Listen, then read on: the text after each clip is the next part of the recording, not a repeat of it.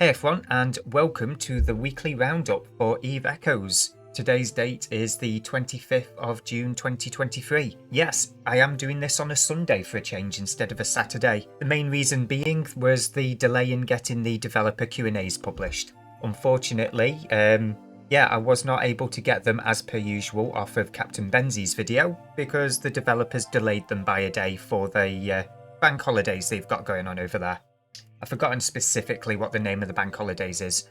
But anyway, I figured I might as well do the weekly roundup, even though there's not all that much to cover. So let's get on with it, shall we? So, for those of you that are not aware, we currently have an event live called Starbait. It is basically the same as the Interstellar Bazaar from previous events. That being, it's all about spending money.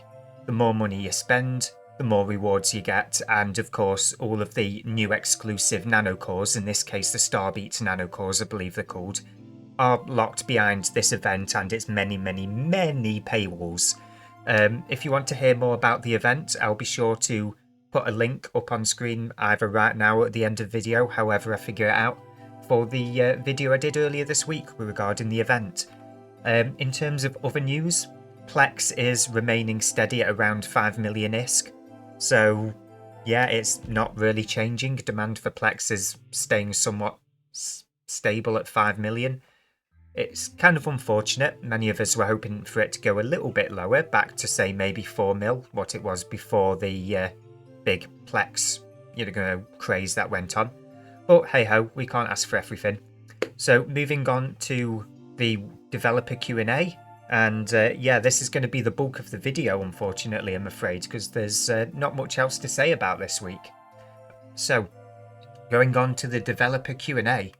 Question number 1, and let me just zoom this in for myself. You won't see any difference on screen because of the editing afterwards. Question number 1. I would be an interesting mechanic adding a... I really hate the English on these. I'm not even going to edit this bit. This really screws with my brain, okay? So let's try and say this how it's meant to be. It would be an interesting mechanic adding a module to hack the cynosural jammer structure in order to disable it as long as the ship remains close to it, similar to entosis. Nowadays, corporations feel secure by adding these structures to their SOVs, but with this module, game could be more fun and active. It would be an interesting mechanic to add, but it is also worth noting that capitals can be destroyed, regardless of whether or not there's a cynosural jammer. For example, where I'm based at the moment, wherever that is, capitals are constantly being lost because people are getting a little bit too comfortable just going out soloing. Newt comes into system, oh, one person can't hurt me, the Cyno jammer's up. Next thing you know, 20 battleships appear. Bye-bye capital. So, it's not necessary, but it would be an interesting mechanic. Just keep us on our toes more. Anyway, going on to the answer. Thank you for your suggestion, but at the moment we don't plan to introduce a hacking module, as it could cause significant changes to the gameplay mechanics.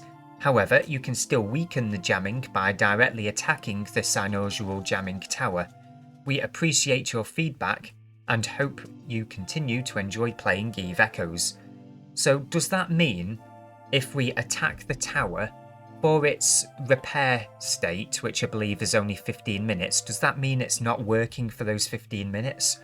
Or is Melos just telling us something that means nothing? I don't know. Anybody that's ever attacked these cynosural jammers, feel free to comment in the comment section below. Do they actually stop once you've finished attacking them and they go into whatever reinforcement timer they have? Let me know. Be interesting for the rest of us. Moving on to question number 2.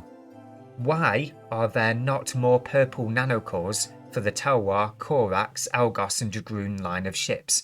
Compared to every other ship out there, these ships do not have a lot of options. Looking forward to seeing these ships expanded in the future. Now, without going into the answers, I think it's safe to say the devs are going to be going off the mentality of this ship isn't used very much because we built it really badly, and because it's not being used very much, we're not going to invest anything into it. That would be my guess, but let's have a look at their answer.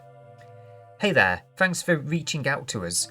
We totally get where you're coming from, but the compatibility of nanocores with ships is carefully considered during their design. So we can't guarantee that a core will work with every ship.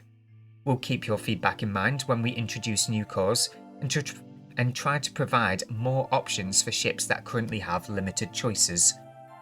Fair enough, there's not really a great deal to say about that one. Let's move on, bearing in mind, of course, Melos has answered 2 questions so far. Alright, moving on to question number 3. What is the rationale of designing items with completely different use, but with the same graphic? Okay, that's different. Hey there, thanks for bringing up the issue. Many icons were carried over from the early game testing period, and some were designed based on EVE Online's very own icons. We will consider making some adjustments to the icons to make them more distinct from each other in the future. Okay. Personally, I'd never had that problem, but that's just me. Yeah, if people are getting confused, then change the icons. So, question number 4. Oh, and it's worth bearing in mind, Melos, all 4 questions. Don't know what's going on there, but I'm pretty sure the last Q&A, all 4 questions, or all 5, however many it was all the same person. Hello. Implants balance seems to be a tricky subject. On the one hand, balance adjustments impact often negatively players' investments to obtain levels in said implants. On the other, players are forced to develop and play weapons and associated ships they do not necessarily like, focused laser for PvE, cannon sniping or barrage for PvP, missiles for E-War, etc., breaking implant weapon classification and replacing it with turrets denomination, for example. Could it be the ultimate balancing and fun way to go? What? No. For starters, I'm struggling to understand exactly what his suggestion is. It's more of a suggestion than it is a question. But also, he's complaining about people training up the implants that they don't want to train up.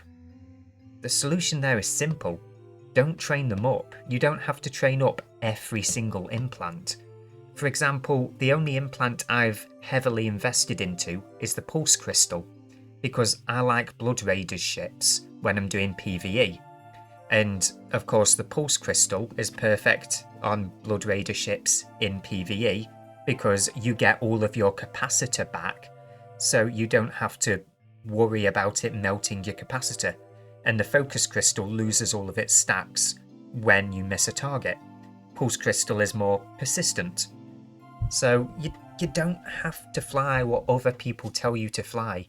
Even when it comes to doctrines, if you're in one of these big alliances, you just choose a different doctrine ship, and if you don't want to fly the Dominix 2 for doctrine, just fly an Interceptor. I mean, the Interceptors are in pretty much every doctrine for a reason. But anyway, let's move on to the answers. Thanks for sharing your thoughts with us. Even though what you suggested would give players more freedom, it would also make balancing the game even more challenging, due to the increased potential combinations between implants and weapons, which make it harder to predict the effects of the balancing adjustments. Yeah, I kind of agree with them on this one. If you go for a complete Wild West approach when it comes to customizing everything under the sun, including implants, the developers might as well not bother ever balancing the game ever again and just let it be a Wild West. Some people say this game is badly balanced already. This would just ruin the game if you did it like that. I mean, just think about it. Like missiles, for example. Let's say you were flying with missiles and you took the pulse laser. It's not a pulse laser, the pulse crystal implant. And all of a sudden, the pulse crystal implant was running with the missiles perfectly. You got the full, 80% bonus, or I think it maxes out at 75%. So let's say you get the full 75% bonus and your missiles don't use capacitor. So the pulse crystals, what's the word I'm looking for? Negative attribute is the increased capacitor usage of your weapons. If your weapons don't use any capacitor to start with, then you've immediately made every single weapon in the game that doesn't use capacitor immediately overpowered. You see where I'm coming from here? There's a lot of fine-tuning and tinkering that you'd have to do to get this to work, and it's not really necessary. It just isn't. So anyway, that's the end of the developer Q&A, and as such the end of the roundup for this week. As I said, this was a rather quick video because there's not really all that much to cover for this week. But of course, I'll be sure to take notes for the following weekend, and hopefully we'll get a little bit more to share with you guys. If you want to hear more videos like this in the future, feel free to hit that like and subscribe button. I do kind of use these as metrics to determine if certain videos are actually worth making or not, so it really does help. And I'll cut the rambling there. Thanks again for watching, and see you guys in the next video.